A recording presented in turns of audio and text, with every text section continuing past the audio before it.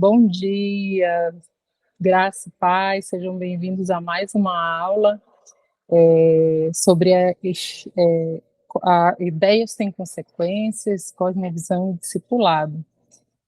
A gente já passou, né, por várias cosmovisões, a gente já viu vários pensadores, a gente já viu, né, que as ideias têm consequências, vimos o que pessoas que têm influência no nosso meio, o que elas pensam pode levar outras pessoas a pensar como elas, e que isso não é bom se esse pensamento não tiver pautado na palavra, pautado em Cristo, naquilo que Deus nos criou para ser. E a gente vai começar hoje com esse texto de 2 Timóteo 3, do 1 ao 17, né? Ele fala: sabe, porém, isso, que nos últimos dias sobrevirão tempos terríveis, porque haverá homens amantes de si mesmos, avarentos, presunçosos, soberbos, blasfêmios, desobedientes a pais e mães, ingratos, profanos, sem afeto natural, irreconciliáveis, caluniadores, sem domínio próprio, cruéis, sem amor pela família, traidores, obstinados, orgulhosos, mais amigos dos prazeres do que amigos de Deus. Então a gente vê tantas mudanças que aconteceram no mundo, tantas coisas que aconteceram, e ainda hoje o mundo ele está em transformação. Ainda hoje estão acontecendo coisas que nos fazem refletir, que nos fazem pensar, né? Mas Deus ele já falou na sua palavra que isso iria acontecer e que nós temos que estar pautado nele, com a mente dele, para que nós possamos influenciar pessoas a andarem como ele andou, que esse é o nosso papel como influenciadores, porque a gente espera que o mundo ele vá melhorar, mas a gente vê nessa palavra que ainda vão vir tempos mais terríveis ainda, né? E aí cada geração que passa vai mudando a história, vai mudando o mundo, vai influenciando cosmovisões, porque, como a gente vai ver no próximo slide, a gente influencia não só, não é só pelo que a gente fala, mas também pelo modo que a gente age. As pessoas, tem muitas pessoas que vão conhecer a Jesus, que vão conhecer a Bíblia através do teu modo de agir, do meu modo de agir. E é dessa forma que nós, como cristãos, podemos impactar uma sociedade, podemos impactar o mundo, podemos impactar essa próxima geração que vem aí, né? Porque hoje, quem cuida, né, de crianças, aqui eu sei que tem pessoas que cuidam de crianças, que cuidam de adolescentes, que cuidam de jovens. Então, essas crianças, esses adolescentes e esses jovens, eles estão formando o mundo de amanhã. Então, a gente precisa influenciá-los, a gente precisa levar eles a ter uma postura correta diante das situações. A gente precisa falar sim, porque se a gente não fala, como é que eles vão saber? Como é que eles vão entender? Então, o evangelho ele precisa sim ser pregado, mas o que, o que a gente precisa mesmo é pegar essa pregação para nós e transformar isso em atitudes, em atos e estilo de vida, porque não adianta a gente querer mudar uma cosmovisão, influenciar ela falando e não vivendo, porque aí se torna como a gente tem muitos casos de pessoas que chegam até nós e que falam: ah, mas meu vizinho é cristão, mas se for para ser cristão que nem ele, eu não quero. Por quê? Porque ver ele andar, né, para a igreja, ver ele levar a Bíblia, mas quando é na hora de viver, ele vive totalmente diferente do que a verdade da palavra, do que Jesus prega. Então, é com a nossa vivência que a gente tem que mostrar Cristo para as outras pessoas também, porque não vai adiantar, né? Só a gente ficar no na nossa nosso quadrado, né, de igreja, vivendo, praticando só ali. Não, a gente tem que ir para fora. E a gente tem que caminhar com essas pessoas. Às vezes Deus está te colocando no coração um grupo que você pensa e para e olha e pensa, não, mas eu não posso andar com essas pessoas, porque essas pessoas, elas não refletem o caráter de Deus, é um grupo que não tem jeito, não tem como ir a Cristo, mas não, a gente vai ver no próximo slide que Jesus, que é o nosso modelo, é o nosso maior modelo, a gente vai ver que ele só andava com pecadores, ele só andava com os piores. Dentre os 12 que ele escolheu, era um pior do que o outro, né? A gente sabe as histórias deles, mas a gente sabe também que nesses 3 anos que eles caminharam com Jesus, eles mudaram, e eles mudaram na caminhada, mudaram para andando com Jesus, ministrando com Jesus, aprendendo com ele. Então, nós como cristãos, a gente tem que seguir esse modelo e entender que as pessoas vão mudar quando a gente caminhar com elas. É mesa, é tempo de qualidade, é tempo de sentar com essas pessoas e ter a vivência, a convivência. É você chamar para perto, para junto, porque essa vida em comunidade é que vai afiar tanto os cristãos que estão chegando agora, né, quanto os que Deus está colocando no teu coração, que ainda nem conhecem, ainda nem pensam em ser cristão, e que, pelo contrário, repudiam a ideia de ser cristão.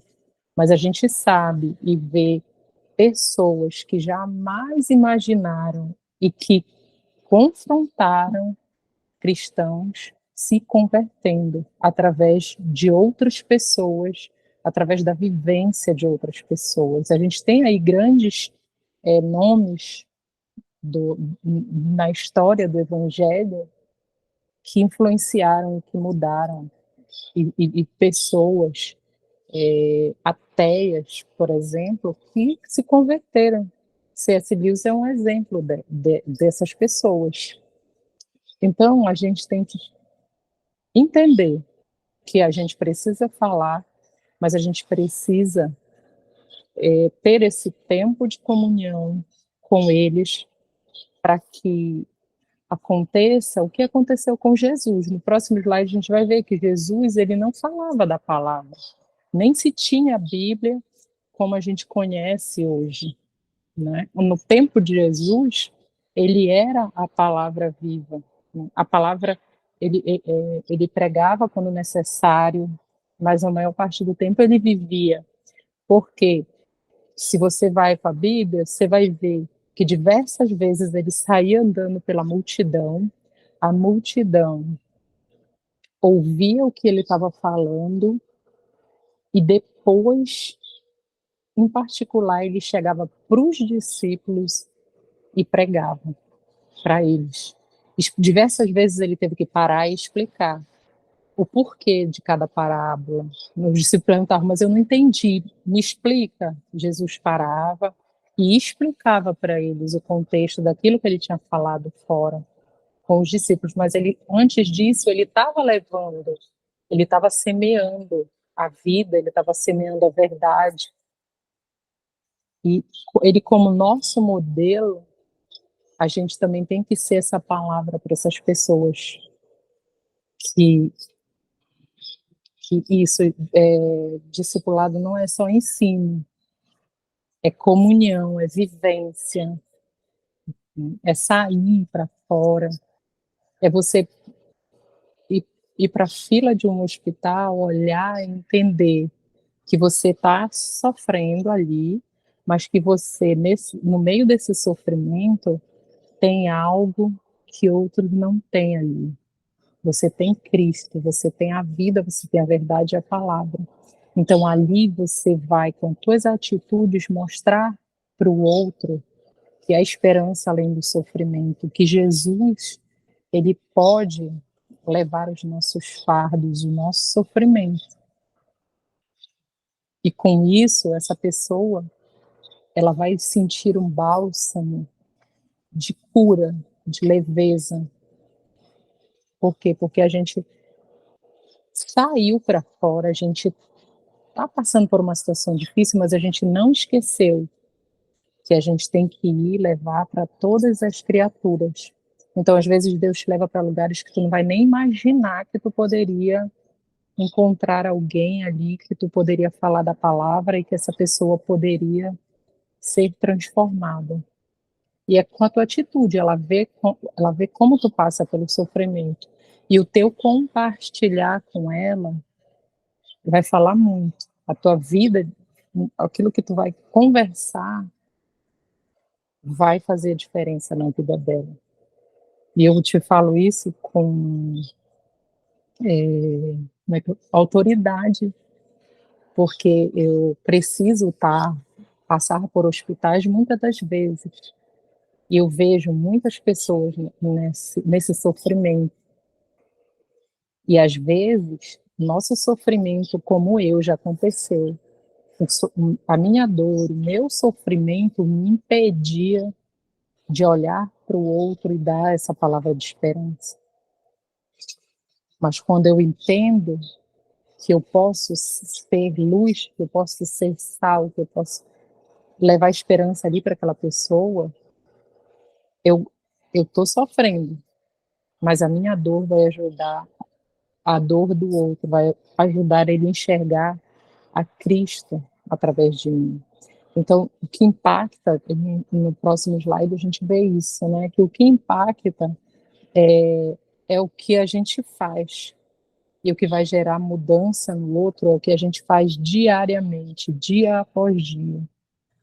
O que eu vivo, o que eu prego, como eu me comunico, como eu trago essas pessoas para perto, porque às vezes acontece também a gente entende que Deus chamou a gente para um público, deu um alvo para a gente fala para pessoas, porém na hora de trazer essas pessoas para perto, na hora de caminhar com essas pessoas, na hora de sentar na mesa, você vai ver que a mesa, a comunhão, ela é muito importante para o corpo, ela que fortalece, principalmente nesse início de caminhada, quando o novo convertido vem. Essa comunhão, e não só o novo convertido, a nossa vida inteira de crente. Eu não sei se acontece com vocês, mas presta atenção. Tem momentos que às vezes você não consegue estar direto na igreja, participando das coisas da igreja. Tem momentos que tá muita correria e você não consegue, você perde 2 domingos, 2 semanas de ir para a igreja. O que acontece? A gente fica fraco, a gente fica, parece assim que está faltando algo. Fica muito, é muito diferente. Por quê? Porque o estar com o corpo de Cristo, ele nos fortalece dia após dia. Ali a gente está em comunhão. Se você for ver Jesus, a maior parte do tempo, e, e todas as vezes que ele ia fazer uma coisa muito importante. Tudo que ele fazia era importante, mas tinham coisas que eram mais importantes. O que ele fazia? Ele chamava os discípulos, ceava com eles, sentava na mesa, comia e falava aquilo que ele precisava comunicar para eles. E eles entendiam, e eles cresciam em graça, em sabedoria, em relacionamento. Então, essa comunhão, você chamar essas pessoas, não ter medo para estar junto com você, é o que vai fortalecer, é o que vai fazer com que essa pessoa caminhe. Por quê?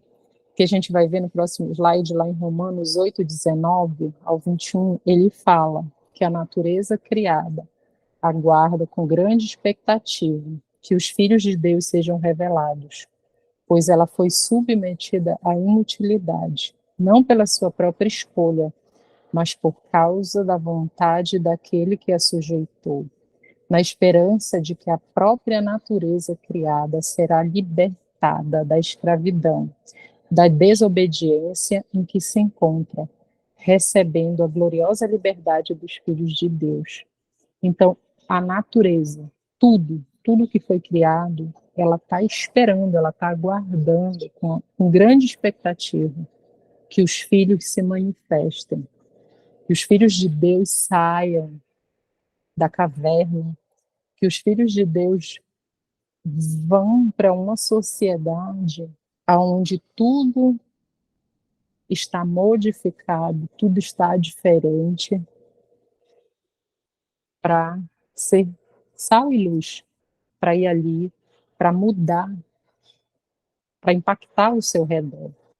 E se nós, como igreja, não estamos impactando ao redor da nossa igreja, a gente precisa parar, repensar, calcular o que a gente pode fazer para mudar essa realidade.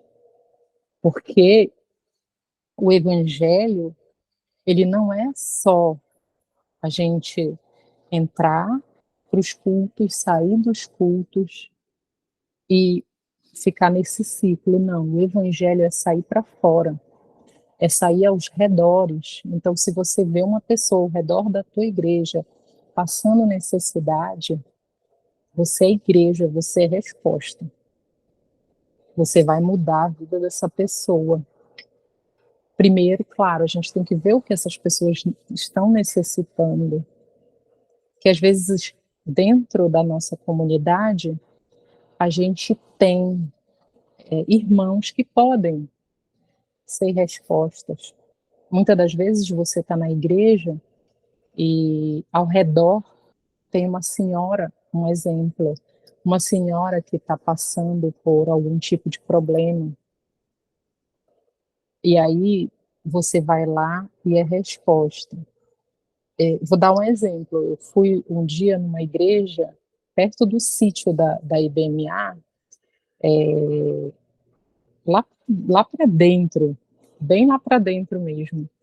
E chegando, eu passei um final de semana que era, a gente ia fazer, eu fui pela Jocum e a gente ia fazer umas palestras, e a gente ia ministrar em 2 noites.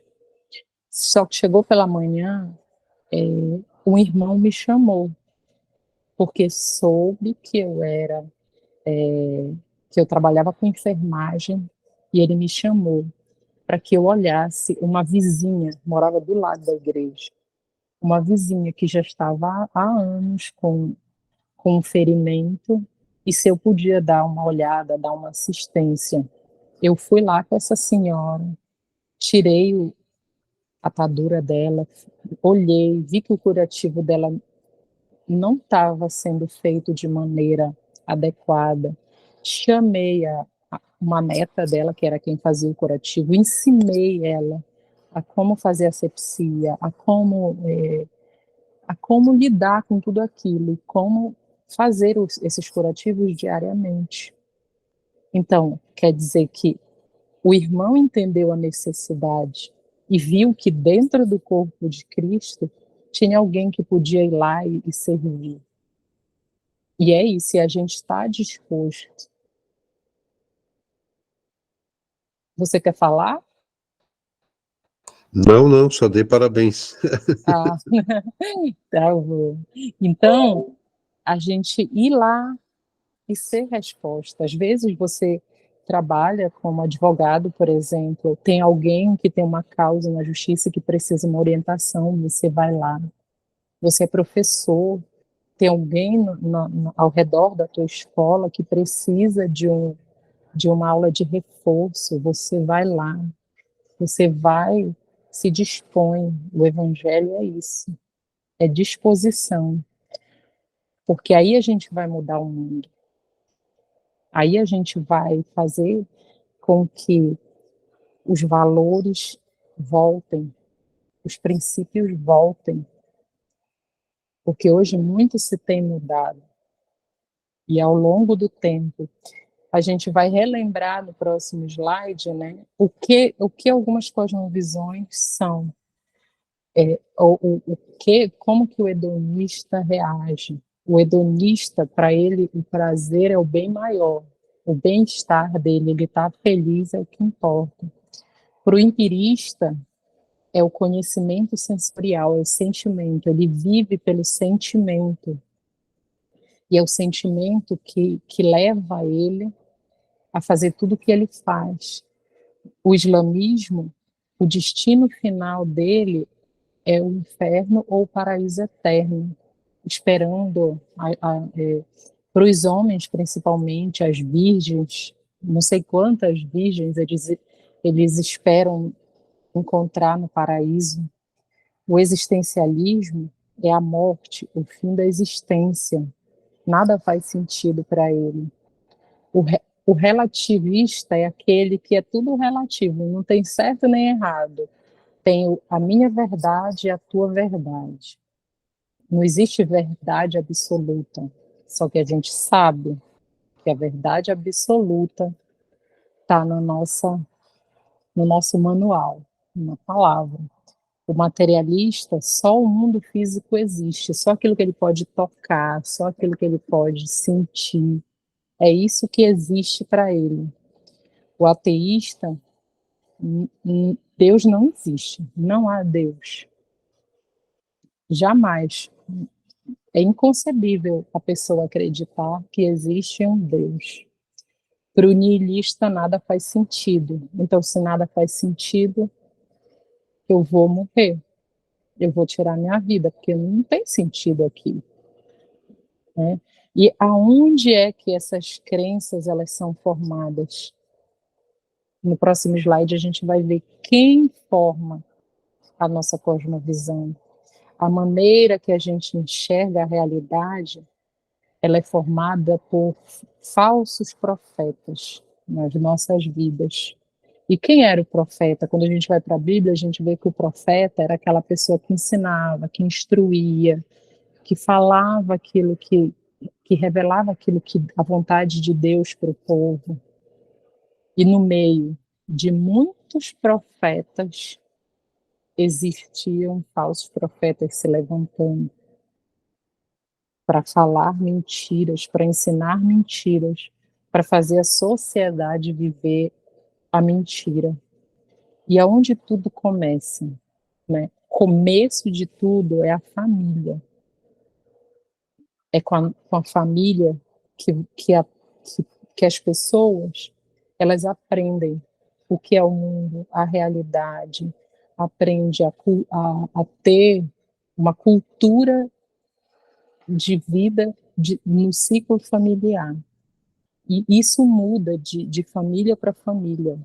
Cada família tem um jeito de, de se portar, de se comunicar, de crenças. Um exemplo básico, pensa almoço de domingo. Quantos amigos você tem que não no domingo não comem igual a você? Tem pessoas que no domingo vão comer churrasco, é sagrado. Todo domingo come churrasco. Tem pessoas que todo domingo come frango assado. Isso é lei. Então, cada família tem a sua rotina e o seu modo, e é aí que a gente vai aprendendo. E aonde é que é importante a gente levar uma verdadeira cosmovisão cristã para a nossa família desde criança.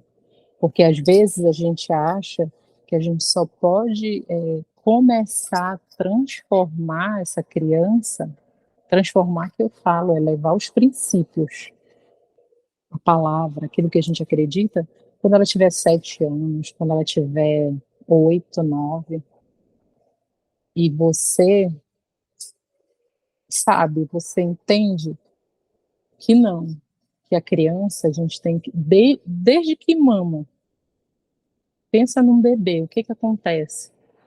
Se você tem duas mães, uma mãe pega o bebê, dá de mamar e coloca no berço. Essa criança, ela vai ser ensinada que toda vez depois de mamar, ela precisa dormir sozinha no berço. Agora pega outra mãe que pega essa criança, dá de mamar e fica com ela no colo. Essa criança, se ela largar e botar no berço, ela não vai dormir, porque ela aprendeu ela não foi ensinada, ela foi ensinada a mamar e continuar no colo. Então, desde bebê a gente vai ensinando. E existe, se a gente for, eu estou dando exemplo de bebê, mas se você for para as literaturas infantis, você vai ver que a importância de você não acostumar a criança no colo, de você ensinar certas coisas para ela, isso tudo, ela tem as fases de crescimento. E uma criança, os pedagogos veem, estudam que até, se eu não me engano, se eu estiver errada e alguém souber, me corrige, se eu não me engano, até os 7 anos, pela pedagogia infantil, você consegue formar o caráter dessa criança. Depois dos 7 anos, você consegue, mas é mais difícil. Demora mais, leva mais tempo. Mas até os 7 anos você forma essa criança. A personalidade, o caráter. Claro que a gente sabe que tem muitas pessoas que vêm a nós, muitas crianças que vêm a nós, principalmente hoje, nessa era em que o pai e a mãe têm medo de dizer não para o filho. A gente sabe que tem crianças que vêm até as nossas escolinhas bíblicas e que não têm limites, mas a gente sabe que Cristo ele dá limites e depois que cresce vai conseguir, mas vai ser mais difícil, porque às vezes o que acontece? A família ela tira essa responsabilidade dela e joga para a escola, ela joga para os professores da EBD, EBD, né, que chama, que escolinha de criança da igreja, ela dá responsabilidade para os outros, EBD, mas ela se exime, e o certo é o pai, a mãe educar essa criança nos princípios, não esperar que outros venham. Por quê? Porque professores, eles influenciam, e infelizmente, hoje a gente sabe que a educação, ela tem mudado a realidade das crianças, ela tem formado hoje muitos ensinos que não condizem com a realidade bíblica. E a cada dia mais isso está entrando. E hoje muitos pais e mães estão tendo essa consciência e estão voltando. Uma coisa que está ficando muito normal é o homeschooling, porque o pai e a mãe entendem que a escola não está formando. Mas o que a gente precisa? É largar a escola de mão? Não. A gente precisa de professores, missionários que estejam ali para levar os princípios do reino, para transformar a realidade no modo de vida, para pregar com a sua vivência. Não é chegar lá, claro, que existem lugares de áreas de influência que Deus vai te colocar ali dentro e Ele vai te dar estratégia de como mudar aquela realidade. Você não vai chegar lá e levar a Bíblia e ficar recitando a Bíblia todo o tempo, porque ali é o lugar de você levar um ensino através das suas atitudes, através dos princípios, através do modo de vida. Tem como você fazer isso com a educação, e é o que a gente precisa hoje. Cristãos de fato comprometidos com o reino e que tenham uma cosmovisão cristã bíblica. Porque também não adianta ser um professor que é cristão, mas não tem uma cosmovisão bíblica. A cosmovisão bíblica deles é distorcida. Então, nós temos que, dia após dia, procurar ter contato com essa palavra, ter comunhão com ela, vivência, diariamente ela nos ensina. E é através dela que o nosso caráter vai sendo formado para que a gente forme o caráter do outro. Ajude nessa formação. Outro grupo que influencia muito e muda as crenças também são os amigos. Os amigos, eles têm uma influência muito grande. Não adianta, mas também você não pode pensar isso, né? Não adianta você criar seu filho desse jeito se o pai do seu amigo, do amigo não cria. Não, você tem que levar esse princípio para o seu filho, para quando ele estiver do lado dos amigos, ele saber como reagir, ele saber o que é certo, ele saber o que é errado. Eu tenho uma pessoa que eu discipulo, ele tem um filho de 7, 8 anos. E ele vai para a escola, a mãe e o pai estão criando uma cosmovisão cristã bíblica. E ele vai para a escola, ele vê os amigos dele fazendo coisa errada, ele fala para os amigos que não pode fazer isso, ele já dá os limites que ele tem aprendido dentro de casa. Então, é você instruir. Se o pai do amigo não instrui, é você instruir. E instruir para quê? Para que essa criança, esse jovem, esse adolescente, aconteceu alguma coisa no meio dos amigos, ele voltar para casa e conversar sobre isso. Muitas das vezes esse adolescente, esse jovem, essa criança não tem esse espaço dentro de casa. Por quê? Porque os pais delegam para os professores. Às vezes delegam para um tio, para uma, para uma avó, e nada contra, porque eu sei que tem famílias que os pais precisam trabalhar e outras pessoas ficam cuidando. Mas antes disso, você tem que ter uma conversa com essas pessoas e dizer, olha, meu filho, eu gosto disso, disso, disso, disso. Na medida do possível. Mas não, a gente deixa, porque hoje está muito custoso com esse materialismo, essa sociedade de consumo que a gente vive hoje, a gente se mata, luta para ter as coisas. Se mata para ter um carro, se mata para ter uma casa, se mata para ter uma vida. E nada contra isso. A gente precisa de tudo isso, sim. Mas antes de tudo, a gente precisa dar assistência para as nossas crianças, para os nossos jovens, para os nossos adultos. Ter dinheiro, o dinheiro não é problema.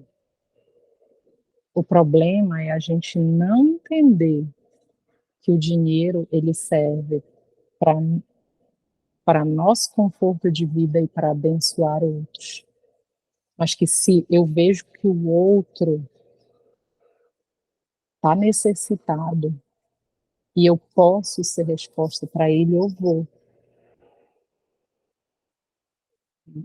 Uma outra cosmovisão é formada através dos nossos governos. E quando eu falo isso, eu não estou levantando nenhuma bandeira política, porque tanto A quanto B, a gente sabe que tem seus lados positivos e tem seus lados negativos. Mas a gente precisa ter cuidado, porque o governo, ele vai impor leis, ele vai mudar leis que muitas das vezes não condiz com a verdadeira cosmovisão cristã. E a gente precisa orar para que Deus levante governantes de fato com uma verdadeira cosmovisão. Mas é entender que ele vai ter suas falhas, porque o único perfeito é Jesus que veio e vai voltar. E ele vai restabelecer o governo dele aqui. Mas enquanto isso, a gente precisa levantar cristãos pautados com a visão de reino. Não para ir para o Congresso para fazer o que a gente vê hoje. E, mais uma vez, nada contra isso. Mas a maneira de levar Cristo naquele lugar é diferente. Não, é fazer leis que vão beneficiar tanto o crente quanto o não crente. Para isso, o sol nasce para todos. Então, a gente precisa orar por isso, e a gente precisa entender e levantar essas pessoas. Às vezes, na tua igreja tem uma pessoa que você vê que gosta de política, que gosta de lei, e você vê que essa pessoa tem uma verdadeira cosmovisão cristã bíblica, vai lá e incentiva, porque Deus te chamou para isso. Não deixa que falsos profetas sejam levantados para o governo, porque a gente precisa de profetas verdadeiros nessa área. Um outro campo muito difícil e minado que a gente tem visto hoje são as mídias. E hoje, com as mídias, eu não sei se vocês já ouviram falar sobre esse tema, chama cultura woke. E essa cultura é o quê? Ela tá nas mídias e ela pega ela pega filmes, ela pega músicas, ela pega várias várias coisas que a mídia pode levar e ela transforma. Um exemplo, a gente teve agora o filme da Barbie. Quando você vai ver, não sei se alguém já viu aqui, mas quando você vai ver esse filme, você vai ver que aquilo ali está influenciando a morte do paternalismo, do pai. Porque todo mundo ali é Barbie. E eles fazem esse Ken, que é o homem, ser um bobão. Hoje você vê várias releituras de filmes, de desenhos, de super-heróis influenciando para quê? Para que tirem esses valores, para que esses valores sejam colocados de lado. Tanto que eles pegam agora, não sei, teve um filme um tempo desse que era o Thor dos Vingadores, se eu não estou enganada. O Thor, fizeram ele o quê? O Thor era uma pessoa que veio, lutou pelo país dele e tudo mais, e agora os Vingadores chamam ele para lutar. Só que aí você vai ver o que que aconteceu, o que que eles fizeram com ele. Fizeram ele um bêbado, barrigudo, bobão, que não dava conta de nada. Então, o que que eles estão fazendo? Eles estão destruindo essa coisa de você lutar, de ser, de ter garra, de buscar, de perseverar pelas coisas. Agora vai ter vários. A Disney, então, ela está abarrotada de filmes com essa cultura. Por quê? Vai ter um filme agora, acho que é o Toy Story, que é um filme para criança. E vai ser o primeiro beijo lésbico do, do mundo, né? Vai ser o primeiro entre casais do mesmo sexo, para criança. Não sei se já está passando ou se já vai. Eu sei que vai ter esse filme, ainda se não foi final de ano, é início do ano. Então, ela tem entrado. E a gente precisa de cristãos, de fato, com uma verdadeira cosmovisão, para que influencie, para que façam filmes com princípios cristãos. Igual tem agora esse The Chosen, não sei quantas pessoas já viram. Então, isso é um filme magnífico, é uma série magnífica. Por quê? Porque ele está trazendo a vida de Jesus, e ele traz Jesus diferente de outros filmes que a gente vê da Paixão de Cristo, que a gente vê só Cristo apanhando, apanhando, apanhando. Isso é bom, isso é certo, porque foi o que ele veio, ele sofreu. É certo de se mostrar isso. Mas a gente estava precisando realmente de princípios, de entender, de ver a humanidade de Cristo. Porque nesse filme a gente está vendo, nessa série, que a humanidade dele, que ele andava, que ele tinha muitos amigos, que ele não só ficava orando, não só ficava jejuando, mas ele tinha momentos de vida. Então a gente precisa disso. Essa série, ela tem isso, a novela da Record. Ela tem essa série que muitas pessoas que não são cristãs estão vendo, estão se convertendo. A mídia, a internet, o computador, tudo que a gente faz, isso é bênção. Foi o Senhor quem deu capacidade para o homem, para ele inventar, ele co-criar, porque na verdade a gente não cria nada. Tudo já foi criado por ele. A gente só co-cria com ele. Ele nos capacita para ser co-criadores com ele. Então Deus deu a inteligência para o homem co-criar essa questão toda de internet, essa questão. E isso deve ser uma ferramenta para nós cristãos, para a gente chegar cada vez mais longe. Se a gente entender isso, a gente vai usar isso para o bem, para o reino. Na época da pandemia, eu estava na base, e a base que eu moro, eu tenho uma amiga lá que ela é inglesa, e ela é do país de Gales. E lá já tem 3 gerações que eles expulsaram Deus, que eles não acreditam em Deus. 3 gerações.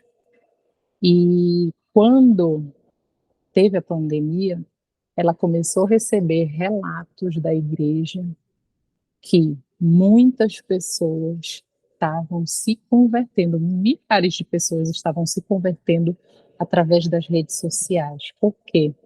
Porque na época da pandemia, nós cristãos usamos a tecnologia em favor do reino.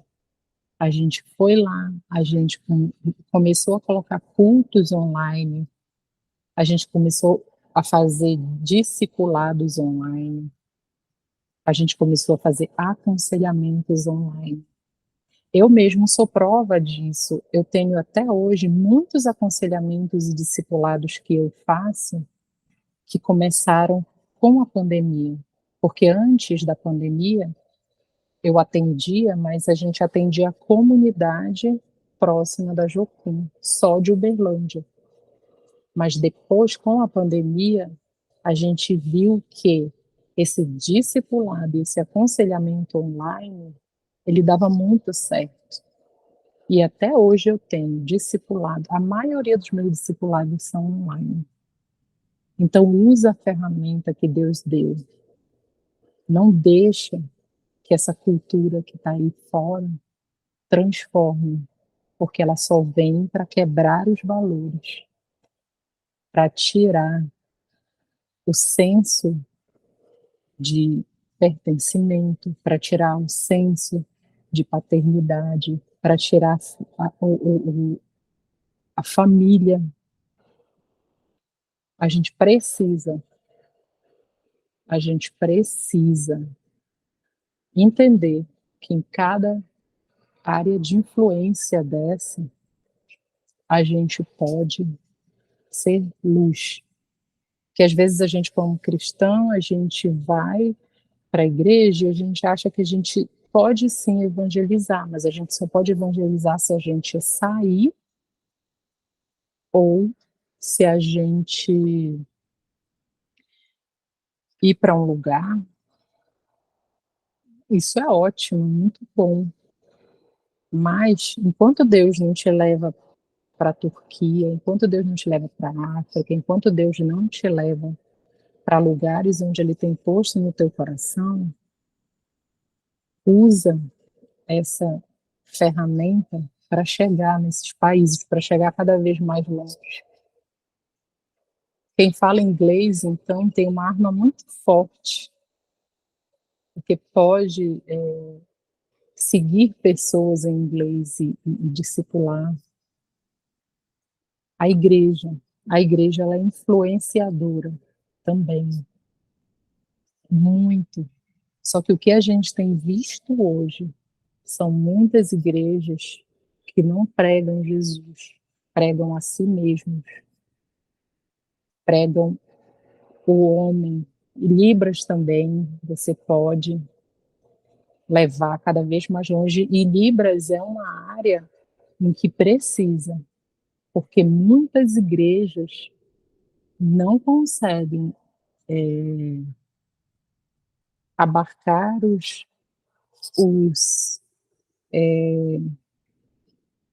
eu nem sei como é que fala essa hoje, que mudou, né? Mas me corrige se eu tiver errado, errada se ler. Os auditivos,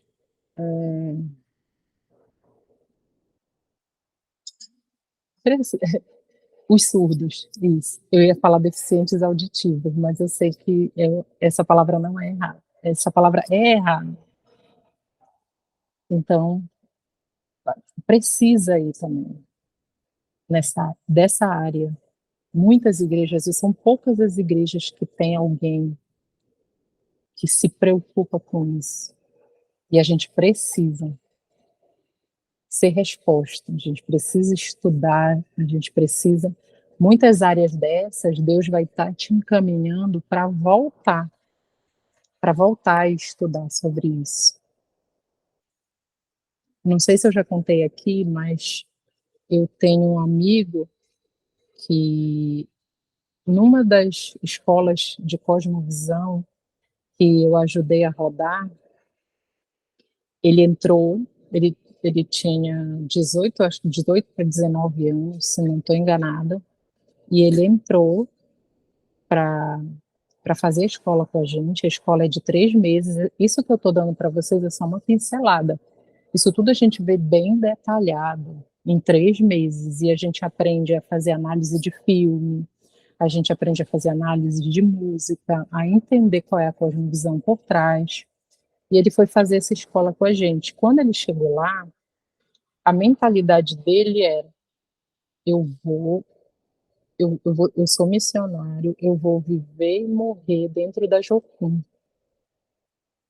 Aí a gente tinha com ele um discipulado, né, toda semana. E a gente orientou ele, né, a entender, porque lá a pessoa vai ouvir de Deus o que Deus quer para a vida dela, se Deus quer que ela volte para a igreja dela, para trabalhar com a igreja dela, se Ele quer que ela siga em Jocum, se quer que ela saia e vá trabalhar em alguma área dessa de influência. E a visão dele era essa, era de morrer na Jocum, como missionário da Jocum. Mas, em um determinado momento da escola, Deus falou com ele, para ele voltar, para ele fazer direito e para ele se especializar em tráfico humano. O que ele fez? Ele ouviu a Deus, hoje ele formou e ele já vai começar a tentar se graduar para que ele consiga atuar nessa área do direito, em tráfico humano. Então, pensa, a gente precisa de cristãos nessa área, porque a gente tem visto muito do que tem acontecido, não só com crianças, mas com mulheres, com homens. E hoje o tráfico humano não está mais só. Eu acho que na verdade também nunca teve, né? Só que a gente não via muitos casos. Mas existe o tráfico humano para colocar essas pessoas, escravizar elas sexualmente, e existe o tráfico humano para que sejam vendidos esses órgãos dessas pessoas. Porque no mercado negro, o tráfico de órgãos dá muito dinheiro. Então, tem pessoas aí que somem e que nunca mais aparece, e a família não encontra osso, não encontra nada. Muitas delas foram porque foram traficadas. Então isso é muito sério. E nós, como igreja, precisamos perceber também e treinar essas pessoas para que elas entrem nas suas áreas de influência e impactem de alguma forma, para que elas levem o reino. E aí a gente fica brigando, como igreja, a rivalidade, né? A gente briga porque por conta de roupa, a gente briga porque se fulano bebe, se fulano não bebe. E eu não estou dizendo aqui que a bebida não estou fazendo apologia à bebida, não. Só porque existe essas brigas. Tem igreja que acha que não, que pode, tem igreja que acha que não pode. As brigas porque, isso a gente vê no próximo slide, brigas porque fulano bebe vinho, não bebe, mas a briga aqui é por coisas mais profundas. A gente está lidando com ideias, a gente está lidando com mudança de mente e mudanças que foram impostas para nós pelos falsos profetas desde a infância. E a gente vai passando pela vida, a gente cresce sem ter essa compreensão. Mas quando Deus vem e tira essa escama dos nossos olhos, a gente para com essas brigas, porque a gente vai ver que questão de roupa é tudo, é questão cultural, questão de bebida também. Às vezes tem gente que fala que é cultural, porque tem muitos missionários que vão para a Europa e a Europa não tem o consumo de bebida como a gente tem aqui. Para eles, o vinho é água. E determinados lugares você vai, se você não aceita, você está ofendendo a cultura. Então a gente tem que entender, não é julgar, não é criticar, mas aqui no Brasil há uma diferença muito grande. Por quê? Porque essa questão de bebida, a gente vê que só destrói família, que mata, que pessoas não trabalham em função de bebida. Então, essa questão é muito distorcida, mas a briga aqui, a polêmica é muito mais profunda. A gente está lidando com mudança de mente, a gente está lidando com ideologias que diariamente têm sido impostas para a gente.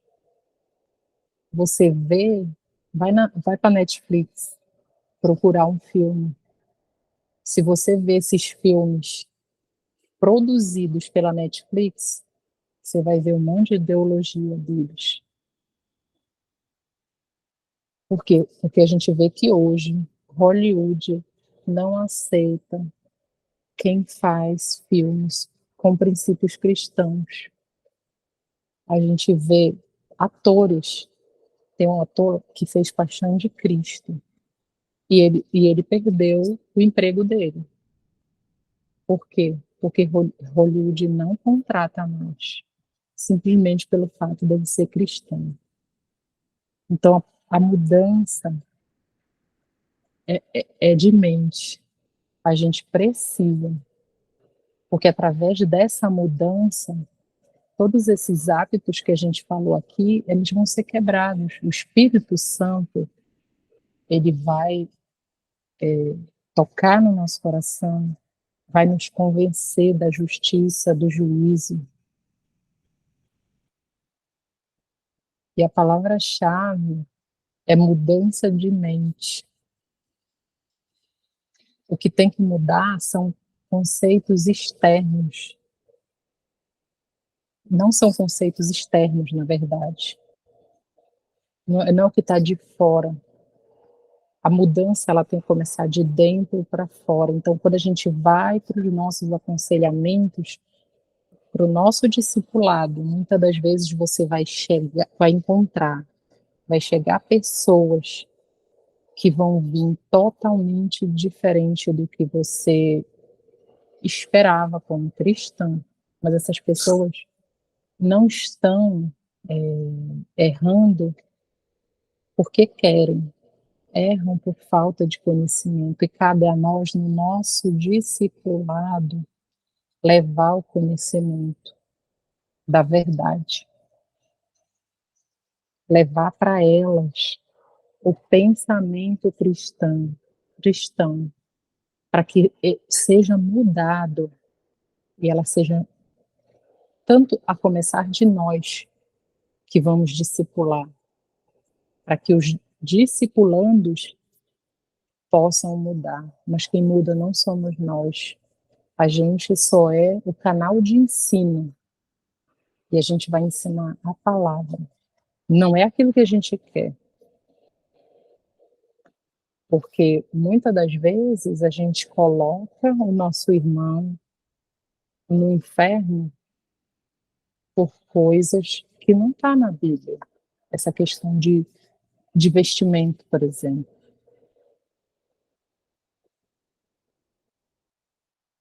Tem gente que, por estar de calça e entrar num ambiente que só usa saia, vestido, você já é condenado. Só que essas pessoas, elas estão reproduzindo apenas aquilo que elas aprenderam, geração após geração. Então a mudança tem que ser de dentro para fora. É igual uma casca de cebola. Quando você pega a cebola, você vai descascando ela e vai tendo camadas e mais camadas. Assim somos nós. Nós temos dentro de nós várias camadas que precisam ser mudadas, que precisam ser restauradas à visão de Cristo. Isso leva tempo, isso leva paciência, isso leva mesa, isso leva comunhão. Não é fácil. Eu confesso, discipular não é fácil. Porque muitas das vezes a gente está mostrando a realidade, mas a pessoa quer viver da maneira dela. E nessa hora dá vontade de chutar o balde e parar com tudo. Mas o que que a gente faz? A gente vai para a cruz, a gente paga preço de oração, preço de jejum por essa pessoa, até Cristo tocar no coração, porque Ele que vai convencer. E esses padrões não são fáceis. Assim como você descasca, né, vai descascando a cebola por camadas, o que que acontece quando você está descascando? Não é fácil. Por quê? Porque o que vem dela faz os olhos arderem, faz os olhos lagrimarem. Então não é fácil. Por isso que a gente precisa dessa paciência do Espírito, porque são mudanças que precisam vir de dentro, mas que estão ali cravada por décadas, desde criança. Imagina se a criança, a mentalidade dela, até os 7 anos, você consegue formar depois de grande. É muito mais difícil, mas não é impossível. Leva tempo e paciência. Então a gente precisa ter essa paciência, porque a mudança, ela é de mente, assim como fala em Romanos 12, de 1 a 2. A gente precisa diariamente meditar e viver Romanos de 1 a 12. É transformar a mente, até que o nosso corpo esteja transformado, para que ele haja como um verdadeiro cristão. Isso requer muita força de vontade, isso requer muita oração, porque são coisas que já estão ali dentro de cada um, solidificado, enraizado, e vão sendo alimentados diariamente por esses falsos profetas. E isso, em muitos, ele deixa feridas tão profundas que muitas das vezes no teu discipulado tu vai ver pessoas vindo tão quebradas emocionalmente, vindo com depressão, vindo com ansiedade, vindo com tantas feridas, que muitas delas você vai precisar de ajuda, você vai precisar, não é diagnosticar, que a gente, nem como conselheiro cristão, nem como discipulador, a gente não pode diagnosticar ninguém, mas você consegue perceber traços de que essa pessoa tem hiperatividade, que essa pessoa tem ansiedade, que essa pessoa está em depressão, que essa pessoa tem algum tipo de transtorno emocional.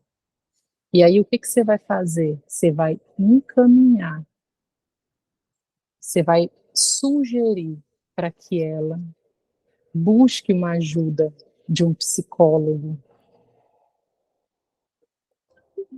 E ao fazer isso, você não vai abandonar ela no teu discipulado, não.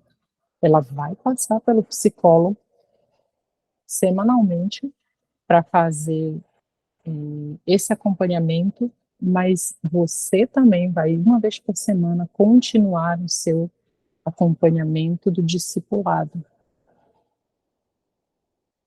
Então, é entender e ter esse corpo que você pode contar, essa ajuda multidisciplinar